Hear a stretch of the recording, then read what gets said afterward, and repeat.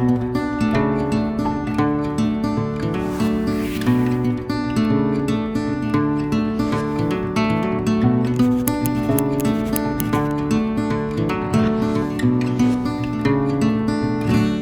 everyone, I'm James the House Judge, and today I'm doing a really fun project to create some privacy fence and gates.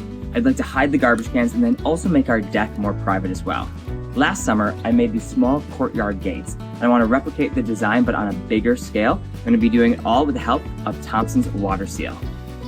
These fences are going to be made completely out of wood, and anytime that you're working with wood, it's so important to protect it with Thompson's WaterSeal because water, sun, wind, and moisture can all really damage the wood and the color of it as well. How do you know if your wood needs to be waterproofed? It's so simple. Do a splash test, and it's exactly like it sounds.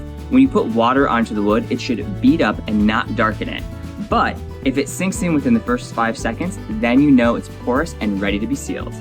Thompson's WaterSeal helps homeowners to protect and beautify their outdoor spaces, just like my fence. Let's get started with prepping our wood. The first thing you need to do is check the weather. You need to make sure that it's not too hot, not too cold, and not going to rain for at least 48 hours. 70 degrees is ideal, plus partly cloudy, just like today, so it's going to be perfect. All wood should be cleaned ahead of time. I'm working with new wood to create this fence, therefore I want to make sure that all of the debris is removed from the wood first. But if you're working with existing wood, it's also really important to remove that discoloration that makes wood look unsightly.